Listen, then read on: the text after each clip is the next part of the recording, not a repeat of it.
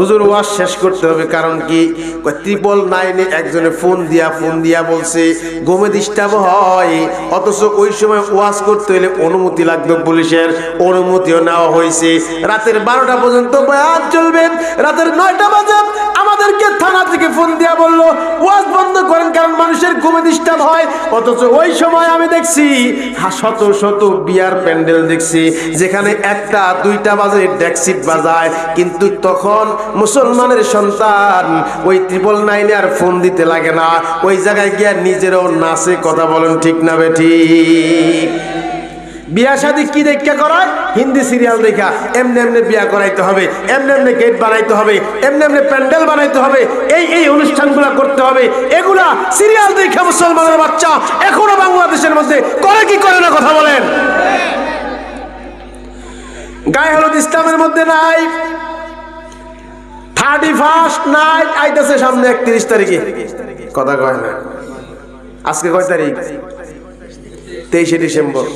আর মাত্র 7-8 দিন পরে 31শে ডিসেম্বর আসতেছে। 31st নাইট কোরআন হাদিসের মধ্যে আছে। আপনারা মনে হয় চিনেন না 31st নাইট কারে করে? চিনছেন নি? অনেকে চিনেই নাই। আপনারা তো দেখা যায় সেই নবীর যুগের সাহাবী যুগের মানুষের মতন ফেরেশতা। মাশাআল্লাহ। 31st নাইট হইল 2024 সাল শেষ, এখন 2025 সাল শুরু হবে। 31 তারিখ দিন দিয়া রাত্র 12টা 1 মিনিটে নতুন বছর যখন শুরু হয়, ওই সময় ঢাকা শহর বিভিন্ন শহরে পুরা শহরে মানুষ আর ঘুমাইতে পারে না। আতশবাজি ডেকচি গান বাজনা বাজায়া আর নর্তকীরা নাইচা গায়া যুবক ছেলেরা যুবক স্ত্রীরা দোরা রাস্তার মধ্যে বাইর হইয়া উড়া দুরা রং মং মাইখা সারা রাত্র বইরা এমন কোন নষ্টামি নাই, এমন কোন বষ্টামি নাই যেটা মুসলমানের সন্তানরা করে না। কি উপলক্ষে? 31st নাইট উপলক্ষে। ও মুসলমানের দল শুনো, খ্রিস্টানরা এগুলা পালন করে 31st নাইট, এরা মুসলমানের নাম। বলেন জানুয়ারি মাসেটা কাদের? কোরআন শরীফের কোন জায়গায় জানুয়ারি লেখা আছে? হাদিসের কোন জায়গায় আছে? ফেব্রুয়ারি আসেনি, মার্চ আসেনি, এই কথা কন না। আছে কোনটা? মুহাররমুল হারাম। কথা কন। সফর, মুহররম, সফর, রবিউল আউয়াল, রবিউস সানি, জুমাদাল উলা, জুমাদাল আখিরা, রজব, শাবান, রমজান, শাওয়াল, জিলকদ, জিলহজ। কথা বলেন ঠিক না ঠিক? আমাকে পিসা বুজুর মধুপুরের পিসা বুজুর কয় ইংরেজি মাস শুরুও খারাপ শেষও খারাপ। কয় কেমনে? কয় ইংরেজি মাস শুরু হয় জানুয়ারি দিয়া। জানুয়ারি এটা কিসের থেকে? জানুয়ারি দিয়া। বলেন কিসের থেকে? জানুয়ারি দিয়া শুরু আর ডিসমিস দিয়া শেষ। ডিসেম্বর মানে ডিসমিস, আর জানুয়ারি মানে জানুয়ার। আর বাংলা মাস শুরু হয় কাল বৈশাখী দিয়া। কি বৈশাখী দিয়া? কাল বৈশাখী দিয়া। আর শেষ হয় খরা, চৈত্রের খরা দিয়া। কোনোটাই ভালো না, সবই খারাপ। আর ইসলামের প্রথম মাস শুরু হয় মুহাররমুল হারাম, পবিত্র মাস দিয়া। কথা বলেন ঠিক না বেটি? আর শেষ হয় কি মাস দিয়া? হজের মাস দিয়া। বলেন মুহাররম পবিত্র, হজও কি পবিত্র? শুরুও পবিত্র, শেষও পবিত্র। যার শুরুও পবিত্র, যার শেষও পবিত্র, তার মাঝখানে সবই পবিত্র। জোরে বলেন সুবহানাল্লাহ। আরে যুবকের দল, মুসলমান আজকে তাদের জীবনের সব কিছু নাইট টেলিভিশন থেকে, নাটক দেখা সব শিখে, সিনেমা দেখা সব শিখে। কথা বলেন ঠিক কিনা? কোরআন হাদিস দেখা শিখে না। মুসলমানের সন্তানের বিয়া দিবে কেমনে? এটা কোরআন দেখে না, হাদিস দেখে না। অথচ আল্লাহর নবী বলেন, ও দুনিয়ার মুসলমান, আন-নিকাহু মিন নিসফিল ঈমান, বিবাহ হলো ঈমানের অর্ধেক। 5 লাখ ধরে মোহর। কয় লাখ? 5 লাখ, 10 লাখ, 15 লাখ, 1 কোটি টাকার মোহর ধরে, কাবিন নামা ধরে। আছে না নাই? ওর বাবা 1 কোটি টাকা জীবনে দিবে না, ওর দাদাও 10 লাখ 5 লাখ টাকা কোনোদিন দিবে না। কথা বলেন ঠিক না বে ঠিক? অথচ ফিকার মাসআলা, মোহরের টাকা স্ত্রীকে না দিয়া স্ত্রীর গায়ে হাত দেওয়া যাবে না। এখন যদি বুড়া চাচাকে কই কাকা মোহরের টাকা দিছিলেন নি, মাথাটা নিচে হয়ে যাবো। ঠিক না? এই মোহর দিচ্ছেন নি আপনারা? মোহর হলো দেওয়ার জিনিস, ধরার জিনিস না। মোহর 10,000 টাকা ধরো, নগদ দিয়ে দাও। কথা বলো ঠিক না ঠিক? মোহরের সাথে তালাকের সাথে কোনো সম্পর্ক নেই। একজন মেয়ের সাথে যখন বিবাহ হবে, তার সাথে যখন ঘর সংসার হবে, সে পূর্ণ মোহর পাবে, এতে তালাকের সাথে কোনো সম্পর্ক নেই। এই জন্য শুনেন, ইসলাম বড় সহজ। ইসলাম বলেছে তুমি আকল্লে মোহর ধরো, তোমার যে তৌফিক আছে সেই মোহরটা ধরো, মাত্র 10 দিরহাম মোহর দিয়ে বিবাহ করো। আল্লাহ রাসূল বলেন ওই বিয়াটা সবচেয়ে বরকতময় বিবাহ, যেই বিবাহের ভিতরে সবচেয়ে খরচ কম করা হয়েছে। আর আমাদের দেশে বিয়ার নাম লইলেই 10 লাখ নাই। হুজুর মাইয়া বিয়া দিতে পারি না কেন রে? টেহার কারণে। কত টাকা লাগবে? 10 লাখ। এই জন্য কি করতে হইব? এলাকার ধনী কে আছে, বড় লোক কে আছে, হ্যার বাসায় ভিক্ষা লইয়া যায়, আমার মায়াটা বিয়া দিতে পারি না, কিছু সাহায্য করেন। আছে না নাই? ওই মগার ঘরের মগা তোর সাহায্য লেগে ভিক্ষা করতে কইছে কেনা? আর তোর মায়ের ভিতরে ভিক্ষা করিস কেন? কি গায়ে হলুদ করবা, রং তামসা করবা? হ্যাঁ, ভিক্ষা করে রং তামসা। মুসলমানের লজ্জা শরম কোথায় চলে গিয়েছে? লজ্জা শরম কোথায় চলে গিয়েছে? ভিক্ষা করে হইলো অনুষ্ঠান করে সারে। কথা বলে ঠিক কিনা? আল্লাহর নবী বলেন ওই বিবাহটা সবচেয়ে উত্তম বিবাহ, যেই বিবাহের মধ্যে মাল খরচ কম হয়। আল্লাহর নবীর কাছে এক সাহাবী গেছে, আল্লাহর নবী আমি গরিব মানুষ, আমার সংসার চালাইতে আমার কষ্ট হয়ে যায়, নবী নবী আমারে কিছু উপদেশ দেন, আমার সংসার চালাইতে কষ্ট হয়ে যায়। আল্লাহর নবী মুহাম্মদুর রাসূলুল্লাহ সাল্লাল্লাহু আলাইহি ওয়াসাল্লাম তার উম্মত সাহাবীকে বলে দিলেন যাও একটা বিয়ে করো। সাহাবী বলেন আমি তো একটা বিয়ে করছি, আরেকটা কর। সুবহানাল্লাহ কইতেন না? আমাদের যদি 2 বিয়ার নাম লয়, খারো তোর পিছাদা ফিরে গুণ। কথা কোন ঠিক না বেঠিক? 2 বিয়া করলে বাধা, কিন্তু যদি পরকিয়া করে তাহলে আর বাধা নাই। কথা বলেন ঠিক কিনা? ঘরে ঘরে পরকিয়া ঢুকছে, আর এখন এই পরকিয়ার হোম মিনিস্টার এখন এই যে সবচেয়ে বড় অস্ত্র আছে না নাই? মোবাইলে, ফেসবুকে, ইমুতে, ভাইবারে, মেসেঞ্জারে, হায় রে রাত বইরা খাতার তলে কি করছ রে? কয় কথা কই কার লগে কথা কয়? ওই হেতির লগে কথা কয়। কথা বলে ঠিক না বেঠিক? হালাল না হারাম? পরকিয়া হালাল না হারাম? আল্লাহ রাসূল বলেন যে ব্যক্তি পরকিয়া করে তার স্ত্রীকে রেখে আরেকজন স্বামীর, আরেকজন স্ত্রী, আরেকজন লোকের স্ত্রীর দিকে নজর দেয়, আর যেই মহিলা নিজের স্বামী রেখে আরেকজন পুরুষের দিকে নজর দেয়, এই মহিলা দায়ুসনি আর এই পুরুষ হলো দায়ুস। উভয়ের ঠিকানা জাহান্নাম। কথা বলেন ঠিক কিনা?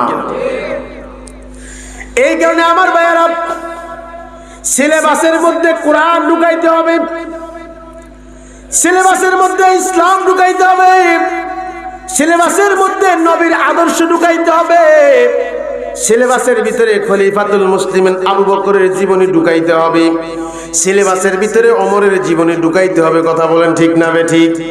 কারণ আবু বকর আমাদের আদর্শ, ওমর আদর্শ, উসমান আদর্শ, আল্লাহর নবী আদর্শ। আল্লাহর নবীর যে ব্যক্তি আদর্শ বানাইছে ওই জীবনটা কামিয়াব হয়ে গেছে পৃথিবীর ইতিহাসে। এই পর্যন্ত যত মহা মনীষীরা আসছে, আল্লাহর নবীর চাইতে বড় মনীষী কেউ আসে নাই, আল্লাহর নবীর চাইতে বড় আদর্শবান কেউ আসে নাই। আল্লাহর নবী হলেন সবচাইতে বড় আদর্শ, আল্লাহর নবী হলেন সবচাইতে বড় মুহাব্বত করনেওয়ালা, আল্লাহর নবী হলেন সবচাইতে বড় রাহমাতুল লিল আলামিন। আল্লাহ তাআলা কোরআনে কারীমের মধ্যে বলেন ওমা আরসালনাকা ইল্লা রাহমাতাল লিল আলামিন। আল্লাহু আকবার বলেন, আল্লাহু আকবার। আল্লাহ নবী রহমত বানায়া মুহাম্মদকে দুনিয়াতে পাঠাইছে। কথা বলেন ঠিক না বেঠিক? কেমন রহমতওয়ালা? কয় নিজের সাহাবীদের প্রতি তো নরম দিল আছে, কাফেরের প্রতিও নরম দিল। কথা বলেন ঠিক কিনা? এমনকি মুনাফিকের প্রতিও নরম দিল। কেমন রহমতওয়ালা আমার নবী শুনো। আল্লাহ নবীর একজন সাহাবী ছিল আব্দুল্লাহ ইবনে উবাই ইবনে সুলুল। নাম কি? আব্দুল্লাহ ইবনে উবাই ইবনে সুলুল। এটা হলো সাহাবী। আর তার বাপ যেটা আব্দুল্লাহ ইবনে উবাই ইবনে সুলুল, এটা হলো মুনাফিক। কি বলেন?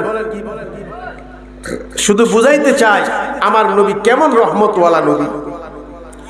এই আব্দুল্লাহ ইবনে উবাই ইবনে সুলুল এত বড় মুনাফিক, যার ব্যাপারে আল্লাহ কোরআনে কারিমের একটা সূরা নাযিল করেছেন, সূরাতুল মুনাফিকুন। এটা এত বড় মুনাফিক, যে মুনাফিকে উহুদের যুদ্ধে ভেজাল লাগাইছে, বদরের যুদ্ধে ভেজাল লাগাইছে। এটা এত বড় মুনাফিক, যে মুনাফিকে আম্মা জান আয়েশা রাদিয়াল্লাহু তাআলা আনহা, পবিত্র নারী, যার চাইতে পবিত্র নারী পৃথিবীর বুকে আর আগমন করে নাই, ওরকম পবিত্র একজন নারীর ব্যাপারে অপবাদ লাগাইছে এই মুনাফিক। তার নাম কি বলছি বলেন? অহনি খেয়ালিস আব্দুল্লাহ ইবনে, বলেন আমার সাথে, আব্দুল্লাহ ইবনে উবাই ইবনে সুলুল। এ মুনাফিকের সরদার, কঠিন মুনাফিক। মুসলমানদের কাছে আইসা বলে নাশহাদু ইন্নাকা রাসূলুল্লাহ, নবী আপনাকে মানি। আবার কাফেরদের কাছে যখন যায় তখন বলে আমরা তো তাদের সাথে তামসা করছি, তাদের সাথে একটু ঠাট্টা করছি, আসলে আমরা তোমাকে লগেই আছি। মুনাফিকের জামাত এখন বাংলাদেশে আছে না নাই? মুসলমানের মধ্যে মুনাফিক আছে না নাই? মুসলমানের মধ্যে পার্থক্য সৃষ্টি করে দিচ্ছে। মুসলমান ভাইয়ে ভাইয়ে ভাগ ভাগ করে দিচ্ছে। মুসলমান ভাইয়ে ভাইয়ে মারামারি করা যেই কাজটা লাগায় দিচ্ছে, এরকম লোক বাংলাদেশে আছে না নাই? আল্লাহ বলেন তাদের ঠিকানা কোথায় জানেন? আল্লাহ বলেন মুনাফিকের ঠিকানা ফিদ দারকিল আসফালি মিনান নার, জাহান্নামের একেবারে নিকৃষ্ট তলদেশ। কেউ আপনারা কি রাগ হইতেছে না? মুরব্বি বয়ান কি ভালো লাগতেছে না? ছেড়ে দিব কথা? তাহলে যে মুরব্বি বাবারা কই জায়গা প্রস্রাব করলে আঙ্গুল নেবেন একটা, আর 2 নম্বর ধরলে আঙ্গুল নেবেন কয়টা? 2টা। ভাই তোমরা এখানে দাঁড়ায় রয়েছে, একটু ভিতরে ঢুকে যাও, জান্নাত তোমাদেরকে ডাকে, আর তোমরা কই ঢুকুম না। ঢুকো ভিতরে বসে যাও, আল্লাহ বরকত দিবি, দাঁড়ায় থেকে লাভ নাই। আমার ভাইরা, এই আব্দুল্লাহ ইবনে উবাই ইবনে সুলুল এত বড় কাট্টা মুনাফিক, যে আম্মা জান আয়েশা, আয়েশারে চিনেননি? আপনাদের বাড়ির আয়েশা নবীজির স্ত্রী, বলেন কে? নবীজির স্ত্রী আম্মা জান আয়েশা, যিনি, যার ব্যাপারে আল্লাহ কোরআনের মধ্যে সতী শান্তি সার্টিফিকেট দিয়েছে। এর চাইতে বড় সতী শান্তি, এর চাইতে বড় পবিত্রা, কানেতা, জাহেদা, এরকম এর চাইতে বড় হাফেজা, আলেমা, তাকওয়াওয়ালা আর কোন নারী পৃথিবীতে আগমন হয় নাই। শুধুই তাই না, এই আম্মা জান আয়েশা রাদিয়াল্লাহু তাআলা আনহার ব্যাপারে আরশে আজিমের মধ্যে পরামর্শ হয়, আল্লাহ পরামর্শ করে। আল্লাহর নবী মুহাম্মদুর রাসূলুল্লাহ সাল্লাল্লাহু আলাইহি ওয়াসাল্লাম রাতের বেলা ঘুমের মধ্যে খালি একজন বাচ্চা মেয়েকে স্বপ্ন দেখে, রূপসী সুন্দরী, দেখতে সুন্দর, এত সুন্দর একটা নারী আল্লাহ তাআলা তাকে স্বপ্নের মধ্যে দেখাইতেছেন। 3 দিন পর্যন্ত স্বপ্নে দেখছে একটা সুন্দরী নারীকে। 3 দিন পর্যন্ত স্বপ্নে দেখার পরে আল্লাহ তাআলা আসমান থেকে ছবি পাঠিয়ে দিছে। আল্লাহ তাআলা জিবরাইলকে বলছে, জিবরাইল রে, যা মুহাম্মদের কাছে যা,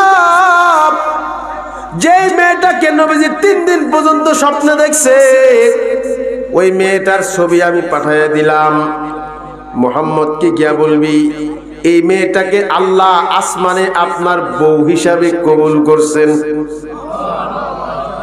দুনিয়ার অন্যান্য মেয়েদের প্রস্তাব হয়েছে দুনিয়ায়, খাদিজাতুল কুবরার প্রস্তাব দুনিয়ায়, মাইমুনার প্রস্তাব দুনিয়ায়, জুয়াইরিয়ার প্রস্তাব দুনিয়ায়, উম্মে জাহাশ আরো যারা আছে সবার প্রস্তাব দুনিয়ায় হয়েছে, কিন্তু একজন নারী আছে, যেই নারীর প্রস্তাবটা আল্লাহ আসমান থেকে ঘোরা পাঠাইছেন। ওই নারীর নাম হলো আম্মা জান হযরতে আয়েশা রাদিয়াল্লাহু তাআলা আনহা। উনি কে? উনি হলেন সিদ্দিক আকবর হযরত আবু বকর সিদ্দিক রাদিয়াল্লাহু তাআলা আনহুর মেয়ে। সাহাবায়ে কেরাম লিখেছেন, ওই যুগের সবচেয়ে বড় আলেমা আয়েশা কি ছিলেন? সবচেয়ে বড় আলেমা, সবচেয়ে বড় মুহাদ্দিসা, এর চেয়ে বড় মুহাদ্দিসা কেউ ছিল না। সমস্ত সাহাবায়ে কেরাম তার কাছে, তার ছাত্র আম্মা জান আয়েশার ছাত্র হযরত ওমর, আম্মা জান আয়েশার ছাত্র হযরত উসমান, আম্মা জান আয়েশার ছাত্র হযরত আলী, আম্মা জান আয়েশার ছাত্র আব্দুল্লাহ ইবনে আব্বাস, আব্দুল্লাহ ইবনে মাসউদ, তালহা, জুবায়ের, আরো যারা আছে, আব্দুল্লাহ ইবনে ওমর, সবাই আম্মা জান আয়েশার ছাত্র ছিলেন। জোরে বলেন সুবহানাল্লাহ। এত বড় আলেমা, এত বড় হাফেজা, কোরআনের প্রথম হাফেজা, এত বড় একজন সতীসাধ্য নারীর ব্যাপারে আব্দুল্লাহ ইবনে উবাই ইবনে সুলুল অপবাদ দিছে। ওই যে যুদ্ধের ময়দানে গেছিলেন, সেখান থেকে সাহাবায়ে কেরাম চলে আসছেন, নবী করিম সাল্লাল্লাহু আলাইহি ওয়াসাল্লাম চলে আসছেন, কিন্তু পিছনের মধ্যে হযরত আম্মাজান আয়েশা রয়ে গেছিলেন। তিনি ইস্তেনজা সারার জন্য দূরে গেছিলেন। উটের হাওদার মধ্যে সাহাবীরা মনে করছে তিনি বসা আছে, চিকন চাকন ছিলেন, বুঝতে পারেন নাই। পরবর্তীতে তিনি একজন সাহাবী যিনি পিছনে মাল টাল টুকায় টুকায় আনে, তার কাছে তিনি দেখছেন, তিনি দেখে তার উটের হাওদার মধ্যে বসাইয়া তাকে সসম্মানে মদিনার মধ্যে নিয়ে আসছে। এদিক দিয়ে আব্দুল্লাহ ইবনে উবাই ইবনে সুলুল এই মুনাফিকের বাচ্চা মদিনার মধ্যে রটনা রটাই দিছে যে এই সাহাবী আর আম্মাজান আয়েশা দুইজনের জিনার মধ্যে লিপ্ত হইছে। জোরে বলেন নাউজুবিল্লাহ। এই আব্দুল্লাহ ইবনে উবাই ইবনে সুলুল আল্লাহর নবীর ছোট দুশমন না বড় দুশমন? কত বড় দুশমন, কত বড় দুশমনের চাইতে বড় দুশমন নাই। এই আব্দুল্লাহ ইবনে উবাই ইবনে সুলুল মরণের আগের দিন তার নিজের সন্তান সাহাবী হযরত আব্দুল্লাহ, বাবার নামও আব্দুল্লাহ, ছেলের নামও আব্দুল্লাহ, জোরে বলেন সুবহানাল্লাহ। নিজের সন্তান মুমিন সাহাবী আব্দুল্লাহকে বলতেছে, আব্দুল্লাহ মরার আগে আমি একটা ওসিয়ত করে যাই, আমার মরণের পরে তুমি মুহাম্মদুর রাসূলুল্লাহর কাছে যাইবা, আল্লাহর নবীরে গিয়া বলবা, ওগো মুহাম্মদুর রাসূলুল্লাহ, আমার বাবা আব্দুল্লাহ ইবনে উবাই ইবনে সুলুল মারা গেছে। আমার বাবা আপনাকে বলতে বলেছেন আপনি যেন তার জানাজার নামাজ পড়ান, আপনি যেন তাকে কাফনের কাপড় পরে দাফন দেন। এই কথা বলার পরে সন্তান বাবাকে ডাক দিয়া বলতেছে, আব্বাজান আপনি কি নিজের অবস্থানের কথা ভুলে গেছেন? আপনি তো মদিনার মধ্যে সব চাইতে বড় মুনাফিক, আপনি তো মদিনার মধ্যে সব ঝামেলাগুলা লাগাইছেন। আপনি আম্মাজানের ব্যাপারে, সতী সাধ্বী নারীর ব্যাপারে অপবাদ লাগাইছেন, যার অপবাদের প্রতিবাদে আল্লাহ আরশে আজিম থেকে পুরো একটা সূরা নাজিল করছেন। সূরার নাম হলো সূরাতুন নূর। পুরো একটা সূরা পড়া আল্লাহ তাআলা আম্মাজানের প্রশংসা করছেন। এই সূরা নাজিল করতে হইছে একটা এই আব্দুল্লাহ ইবনে উবাই ইবনে সুলুলের জন্য। সন্তান বলতেছে, বাবা আপনার ব্যাপারে যদি আমি নবীর কাছে সুপারিশ করিও, তারপরেও নবীজি মনে হয় যে আপনার ব্যাপারে জানাজার নামাজ পড়াবেন না। কথা বলে ঠিক না বেঠিক? এত অপবাদ করছে, এত অপমান করছে, এত কিছু করছে, এত চক্রান্ত সমস্ত তথ্য নিয়ে কাফেরদের কাছে দিছে, এর জানাজার নামাজ কি নবীজি পড়াবে? কিন্তু এই আব্দুল্লাহ ইবনে উবাই ইবনে সুলুল একজন কাফেরের বাচ্চা, একজন মুনাফিকের বাচ্চা, যার ব্যাপারে আল্লাহ বলছেন তার ঠিকানা হবে জাহান্নামের মধ্যে, নিকৃষ্ট যে জাহান্নাম ওই জায়গায় তার ঠিকানা হবে, এটা কোরআনের ভিতরে আছে। এই লোকটা নবীর কাছে, নবীর ব্যাপারে কত বড় ধারণা করতেছেন। এই আব্দুল্লাহ ইবনে উবাই ইবনে সুলুল নিজের ছেলেকে ডাক দিয়ে বলতেছে, এই আব্দুল্লাহ শোন, তুই মুহাম্মদকে আমার চাইতে ভালো চিনস না। সুবহানাল্লাহ কোন না? আব্দুল্লাহ ইবনে উবাই ইবনে সুলুল সন্তানকে ডাক দিয়া কয়, সন্তান আমার কবরের জগৎ নিয়ে বড় ভয় হয়, কবর বড় কঠিন জায়গা, কবর বড় ভয়ঙ্কর জায়গা, কারণ কবরের যে প্রথম রাত্রটা হবে বড় ভয়ঙ্কর।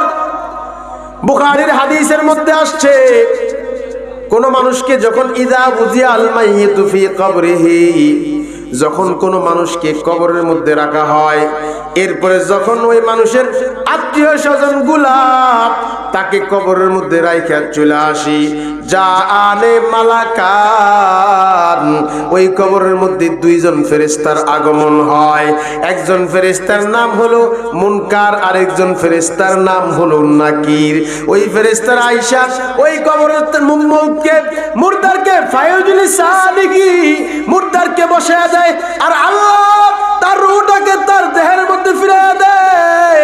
আর আল্লাহর ফেরেশতারা তাকে জিজ্ঞাসা করে, মার রব্বুকা, ওমা দীনুকা ওমান হাযার রাজুলুল্লাযী বুইসা ফীকুম, তোমার রব কে ছিল, তোমার দিন কি ছিল, তোমার নবী কে ছিল। এই প্রশ্ন করার পরে যদি প্রশ্নের সঠিক জবাব দেয়, যদি ইমানদার হয়, আর যদি কোরআন পড়নেওয়ালা হয়, আর যদি মাহফিলে আসনেওয়ালা হয়, আর যদি আলেমদের সাথে সম্পর্ক লাগানেওয়ালা হয়, আর যদি আল্লাহর ওয়ালা হয়, জিকির করনেওয়ালা হয়, নামাজি হয়, ওই ব্যক্তিটা ফেরেশতাদেরকে বলে রব্বি আল্লাহ দীনি আল ইসলাম হাদা নবিয়ুনা মুহাম্মদুর রাসূলুল্লাহ সাল্লাল্লাহু আলাইহি ওয়াসাল্লাম। জোরে বলেন সুবহানাল্লাহ।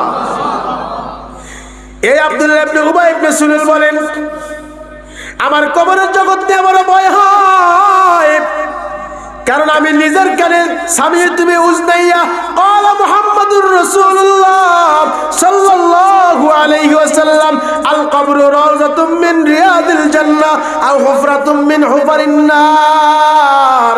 আল্লাহর নবী বলেন, কবরটা কারো জন্য জান্নাতের বাগান, আবার কারো জন্য জাহান্নামের গর্ত।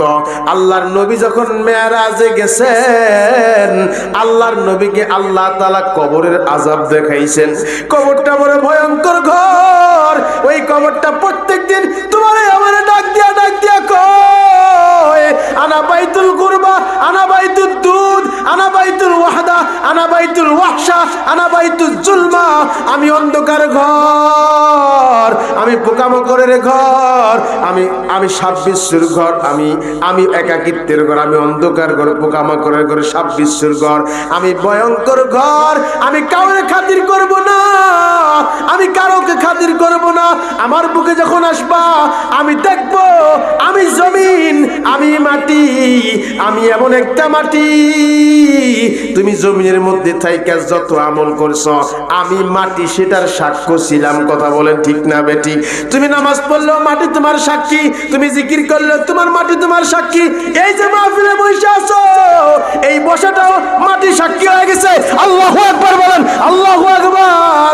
এই মাটি সাক্ষী হয়ে গেছে, এই মাটি জিকির করনেওয়ালাদের সাক্ষী, এই মাটি জিকির করনেওয়ালাদের সাক্ষী, এই মাটি নামাজীদের সাক্ষী, এই মাটি আল্লাহওয়ালাদের সাক্ষী, আবার এই মাটি চোরেরও সাক্ষী, এই মাটি জিনাকারেরও সাক্ষী। কথা বলেন ঠিক না বেঠিক? এই মাটি দুর্নীতি করনেওয়ালাদের সাক্ষী। এই মাটির মধ্যে বৈশা যারা মদ পান করছো, তাদের বিরুদ্ধে এই মাটি সাক্ষী হবে। এই মাটির ভিতরে দাঁড়াইয়া যারা জিনা বিচার করছো, তাদের বিরুদ্ধে মাটি সাক্ষী হবে। ওই মাটি তোমারে আমার ডাক দিয়া কয়, এই দুনিয়ার মানুষেরা, আমার পিঠের উপরে তোমরা যা করতেছ, তোমরা যদি আমার উপরে জুলুম না করো, তোমরা যদি গুনার কাজ না করো, তার মানে গুনার কাজ করলে মাটির সাথে জুলুম করা হয়।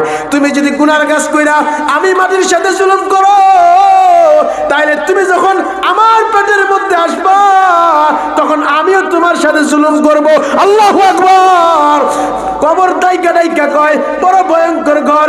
আল্লাহর ফেরেশতারা তাকে বসাইয়া জিজ্ঞাসা করে, মার রব্বুকা ওয়া মা দীনুকা ওয়া মান হাদার রাজুল, তোমার রব কে, তোমার দিন কি, তোমার নবী কে? যদি প্রশ্নের উত্তর না দিতে পারে, হা হা লা আদরি বলে, আল্লাহ তাআলা তখন ফেরেশতাদেরকে হুকুম করে দেয়, ফায়ালবিসুহু মিনান নার ওয়ালবিসুহু মিনান নার ওয়াফতাহু লাহু বাবান ইলান নার ওয়াফরিশুহু মিনান নার। আল্লাহর ফেরেশতারা তখন জাহান্নামের একটা কাফনের কাপড় নিয়ে আসে। জাহান্নামের কাপড়টা, আগুনের কাপড়টা আল্লাহর বান্দার শরীরের মধ্যে পেঁচাইয়া দেওয়া হয়, আর আল্লাহর বান্দার বিচারটা জাহান্নামের আগুন দিয়ে বানায়া দেওয়া হয়। আর আল্লাহর বান্দার দুই দিক থেকে মাটি এমন জোরে চাপতে, এক পাজরের হাড় আরেক পাজরের মধ্যে এইভাবে ঢুকে যায়, আর আল্লাহর বান্দা চিৎকার করতে থাকে, এমন ভয়ঙ্কর আওয়াজ হয়। আল্লাহর ফেরেশতারা, আল্লাহ তাআলার নবী বলেন, দুনিয়ার সমস্ত মাখলুকাত কবরের আযাবের আওয়াজ শুনতে পায়, গরুও শুনতে পায়, কুকুরও শুনতে পায়। যদি মানুষ এই কবরের আওয়াজ শুনতে পাইতো, যদি মানুষ কবরের আযাব দেখতো, তাহলে ঘর সংসার করতে পারতো না, ঘর বানাইতে পারতো না, কবরের কবরের সামনে যাইতে পারতো না, খানাও খাইতে পারতো না, ঘুমাইতে পারতো না। যদি কবরের আযাব দেখতো, বাপরে কবরের মধ্যে রাখছি আর বাপরে যেমনি গুরজু দিয়া পিটানো হবে, ভয়ঙ্কর সাপ বাপরে যদি কামড়ায় সেই দৃশ্য যদি মানুষটা দেখে, ভয়ঙ্কর বিচ্ছু বাপারে কামড়াইতেছে এই দৃশ্য যদি কেউ দেখে, তার কি মুখ দিয়া খানা যাবেনি? তার কি বউর কাছে যাইতে মন চাইবনি? তার কি ঘুম আসবেনি? সামান্য একটা মরা লাশ, যে লাশটারে নাকি কি করা হয়, লাশ যে মারা যাওয়ার পরে হাসপাতালে কি করে, ডেড বডি রে কাইটা, হ্যাঁ পোস্টমর্টম, এই পোস্টমর্টম ওলা লাশ কোনোদিন দেখছেন না আপনারা? চক্ষু উড়ায়, এইটা ফারে। যদি এরকম একেবারে কাপড় ছাড়া পোস্টমর্টম ওলা লাশ দেখেন, 3 দিন পর্যন্ত আপনার ঘুম আসবে না। সামান্য একটা লাশ দেখে ঘুমায় না। আর যদি কবরের মধ্যে এই চোখটা যখন উপড়ে ফেলবে, এই চোখের মধ্যে গর্ত হয়ে যাবে, আর এই গর্তের মধ্যে পোকামাকড় বাসা বাঁধবে, আর পোকামাকড় বাসা বাঁধা ওই জায়গায় কামড়ায় কামড়ায় খাবে, জিহ্বাগুলা পোকায় খেয়ে ফেলবে, মাথার মগজগুলা পোকায় খেয়ে ফেলবে, গোশতগুলা পোকায় খেয়ে ফেলবে রে ভাই। আর ওই জাহান্নামের গর্ত হয়ে যাবে। ফজরের নামাজ না পড়ার জন্য আল্লাহর ফেরেশতারা ফজর থেকে নিয়ে মাগরিব, ফজর থেকে নিয়ে জোহর পর্যন্ত পিটাবে, জোহর থেকে নিয়ে আসর পর্যন্ত, আসর থেকে মাগরিব পর্যন্ত, মাগরিব থেকে এশা পর্যন্ত, অর্থাৎ সারা দিন আল্লাহর একজন ফেরেশতা অন্ধ আর একজন ফেরেশতা বোবা, এই দুইজন ফেরেশতা এসে পিটাইতে থাকবে। আল্লাহর নবী বলেন এমন একটা গুরজু নিয়ে পিটাবে, জমিনের সমস্ত মানুষ আর জিন মিলা ওই গুরজুটা আলগোস করতে পারবে না। পিটাবে আর বান্দা আহ করে চিৎকার করবে, কেউ সাহায্য করার থাকবে না। ও ভাই, ওই কবরের কথা একটু চিন্তা করো। তোমার মা, তোমার বাবা, তোমার ভাই, তোমার বোন তোমার পাশের এই গুরুস্থানে শুয়ে আছে, তাদেরকে এই শীতের ভিতরে সামান্য পাতলা কাপড় পরে থাকতে পারি না, আর ওই যে গত বছর আগে এক টুকরা সাদা কাফনের কাপড় পরে সেখানে রাইখা দিছি, আজ তাদের কি অবস্থা, কি উপায় হয়েছে।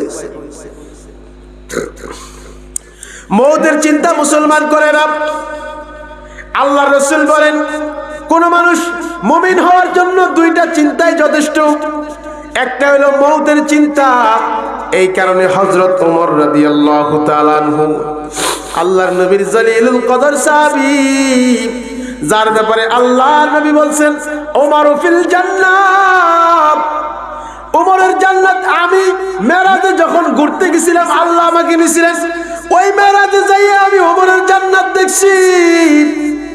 আল্লাহর নবী বুখারীর মধ্যে হাদিস বর্ণনা করেন, আমাকে যখন আল্লাহর ফেরেশতা জিবরাইল জান্নাত দেখাইতে নিয়ে গেছি, আল্লাহর ফেরেশতা জিবরাইল বলে, ও আল্লাহর নবী চলেন আপনার জান্নাত একটু দেখায় আনি। সুবহানাল্লাহ কয় না? আল্লাহর নবীর জান্নাতের পাশে সুন্দর একটা চমৎকার জান্নাত। ওই জান্নাতটা দেখা নবীর মনের মধ্যে লোভ লাগছে যে এই জান্নাতের মধ্যে যদি আমি একটু ঢুকতে পারতাম, কত সুন্দর জান্নাত, কত সুন্দর জান্নাত। জিবরাইলকে ডাক দেয়া বলে, জিবরাইল রে, এত সুন্দর জান্নাতটা কার? এই জান্নাতটা কার? এই জান্নাতটা আমার বড় পছন্দ হইছে। আল্লাহর নবী ডাক দিয়া কয়, এই জান্নাতটা হলো হযরত ওমরের জান্নাত। জোরে বলেন সুবহানাল্লাহ। হযরত ওমরের জান্নাত এটা। আল্লাহর নবী গো, আল্লাহর নবী বলে আমি একটু ঢুকতে চাই। হযরত জিবরাইল বলতেছেন, ওমর বড় গায়রতওয়ালা মানুষ, আত্মমর্যাদা বোধওয়ালা মানুষ। আল্লাহর নবী, আপনি যদি জান্নাতে ঢুকেন আর ওমর যদি একটু মাইন্ড করে ফেলায় যে ওমর ঢুকার আগে আপনি ওই জান্নাতে ঢুকে ফেলাইছেন, তাইলে হয়তো ওমর একটু মাইন্ড করতে পারে, এই জন্য এখন ঢুকা যাবে না, আপনার মরণের পরে আপনি ঢুকতে পারবেন। জোরে বলেন সুবহানাল্লাহ।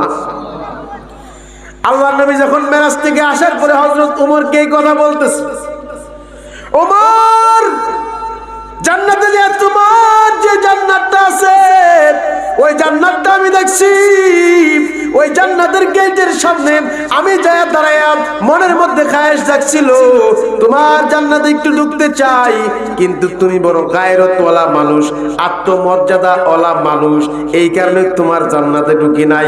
যদি আবার তুমি মাইন্ড করো, তুমি যদি আবার কিছু মনে করো, এই জন্য তোমার জান্নাতে ঢুকি নাই। হযরত ওমর আল্লাহর নবীর হাতটা ধরছে, ধরে বলতেছে নবী আমার, আপনি যদি আমার জান্নাতে ঢুকতেন তাহলে আমার জান্নাতটা ধন্য হয়ে যাইত। আপনি যদি আমার জান্নাতে ঢুকতেন তাহলে আমি ওমর ধন্য হয়ে যাইতাম। তার মানে ওমর যে জান্নাতে যাবে এটা রাসূল বলছেন, এটা শিওর কথা কয় না। দুনিয়ায় থেকে জান্নাতের খুশখবরি পাইছে 10 জন সাহাবীর মধ্যে ওমর একজন। ওই ওমর আল্লাহর ডাক দিয়ে বলতেছে আল্লাহ আল্লাহুম্মা হাইনি মিসকিনা ওয়া আমিতনি মিসকিনা ওয়ারযুকনি ফি জুমরাতিল মাসাকিন। হযরত ওমর আল্লাহর কাছে দোয়া করেন, আল্লাহুম্মা রযুকনি শাহাদাতান ফি সাবিলিক ওয়াজআল মাউতানা ফি বালাদি রাসূলিক। ওগো আল্লাহ, মৌতের যে যন্ত্রণা, কবরের যে আযাবের কথা শুনছি, নবীজি যে কবরের আযাবের কথা বলছে, আল্লাহ আমি তো মৌতের আযাব সহ্য করতে পারবো না, কবরের আযাব আমি সহ্য করতে পারবো না।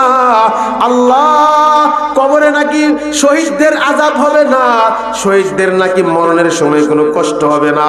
আল্লাহ গো, আল্লাহুম্মা রযুকনি শাহাদাতান ফি সাবিলিক ওয়াজআল মাউতানা ফি বালাদি রাসূলিক। আপনি আমার মরণটা শাহাদাতের মরণ দিয়েন, যাতে আমার মরণের সময় কোনো কষ্ট না হয়। আপনি আমার মরণটা এরকম ভাবে শাহাদাতের মরণ দিয়েন, যাতে আমার কবরটা শহীদের কবর হয়, কারণ শহীদের কবরে কোনো আযাব হবে না। আল্লাহ হযরত ওমরের এই দোয়াকে কবুল কইরা তাকে শাহাদাতের মরণই দান করেছেন। জোরে বলেন সুবহানাল্লাহ। ওই আব্দুল্লাহ ইবনে উবাই ইবনে সুলুলের সন্তানকে বলছেন, তুমি মুহাম্মদকে পয়লা দেখো, দেখবা নবী রাহমাত, এটা মাইনা নিবি। ঠিকই তার মরণ হয়ে গেছে। পরের দিন তিনি আল্লাহর নবীর দরবারে যায় বলতেছে, আল্লাহর নবী গো, আমার আব্বা জানের ইন্তেকাল হয়ে গেছে, নবী আমার আপনাকে জানাজা পড়ানোর ওসিয়ত করে গেছে। আল্লাহর নবী মুহাম্মদুর রাসূলুল্লাহ সাল্লাল্লাহু আলাইহি ওয়াসাল্লাম জানাজা পড়ানোর জন্য রেডি হয়ে হাঁটা শুরু করছে। আবু বকর ওমর দুই দিক থেকে দুই হাত টেনে ধরছে, কই যান? এই লোক আপনার ব্যাপারে মিথ্যা অপবাদ দিছে, আম্মা জান আয়েশার ব্যাপারে অপবাদ দিছে, আপনি তার জানাজা পড়াইতে যান। আল্লাহর নবী ডাক দিয়া কয়, তার দিলের সাথে আল্লাহর সাথে সম্পর্ক, কিন্তু বাহ্যিক দৃষ্টিতে সে কালেমা পড়ছে।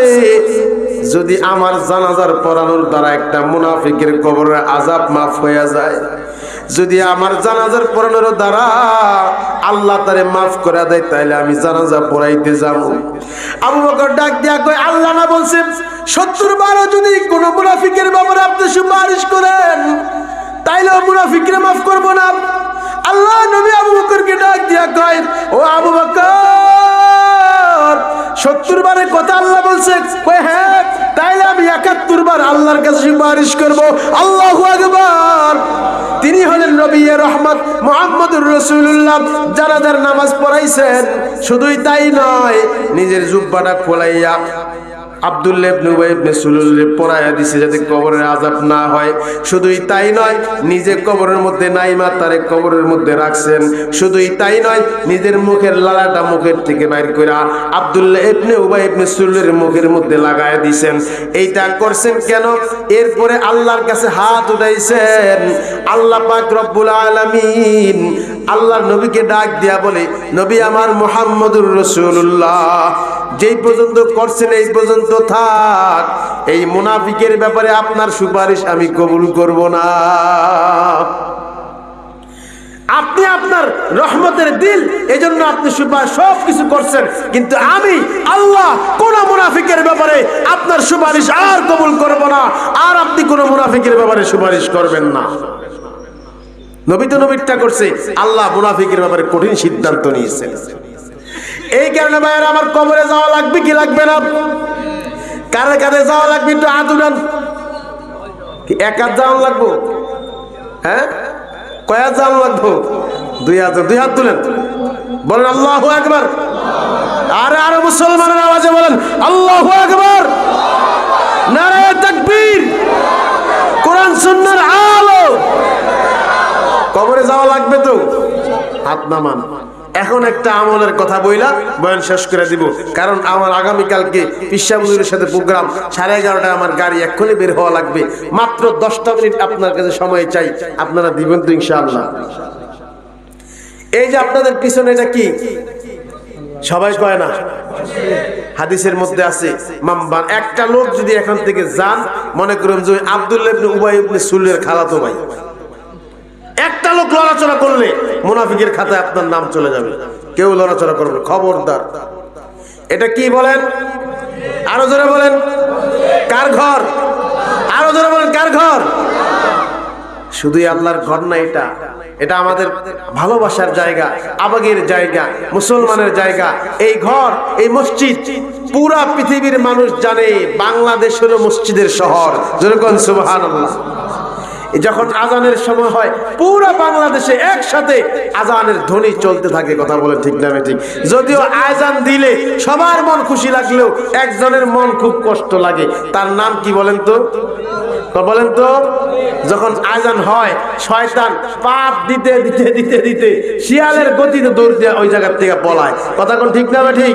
যখন বাংলাদেশের এক মসজিদ থেকে আজান দেয়, ওইখান থেকে ভাগে আরেক জায়গায়, হেনাও আজান, আরেক জায়গায় যায়, হেনাও আজান, পলাইতে পলাইতে ইবলিশ গিয়ে ভারতে পলায়। কথা কোন ঠিক না ঠিক? কারণ ভারতে এত আজান নাই। কথা কোন ঠিক কিনা? কারণ যত ইবলিশ আছে, খবিশ আছে, সব পলানের জায়গা কোন জায়গায় হয়? কথা কোন ঠিক না ঠিক? আল্লাহ, এই মসজিদ শুধুই মসজিদ না, এটা জান্নাতে যাওয়ার গাড়ি। আরেকটু জোরে, আরেকটু জোরে। এটা কি জান্নাতে যাওয়ার গাড়ি? রেডি আছে। ইমাম সাহেব আছে না নাই? ইমাম সাহেব হলো ড্রাইভার। আর হাদিসের কথা বলতেছি, কাল কিয়ামতের ময়দানে দুনিয়ার সমস্ত মসজিদগুলা গাড়ি হবে, আর ইঞ্জিন হবে বাইতুল্লাহ। জোরে বলেন সুবহানাল্লাহ। আর যাত্রী, জান্নাতে যাওয়ার যাত্রী হইতে কারা কারা তৈরি আছেন? 2 হাত তুলতে হবে। জান্নাতে যাওয়ার যাত্রী কারা কারা? হাত নামান। রাজি আছেন তো ইনশাআল্লাহ? যাত্রীও রেডি, ইঞ্জিনও রেডি, গাড়িও রেডি, ড্রাইভারও রেডি। এখন একটা জিনিস খালি বাকি আছে, সেটা হলো গাড়ি চলতে তেল লাগে। ও ভাই, গাড়ি চলে না ড্রাইভার ছাড়া, ঠিক না? তেল লাগে কি লাগে না? এখন এই গাড়ির জন্য আমি আপনাদের কাছে কোরআন শরীফের মধ্যে পারা কয়টা? কথা কয় না? এই দেশের মানুষ কি জানে না কোরআনের পারা কয়টা? কয় পারা? 30 পারা।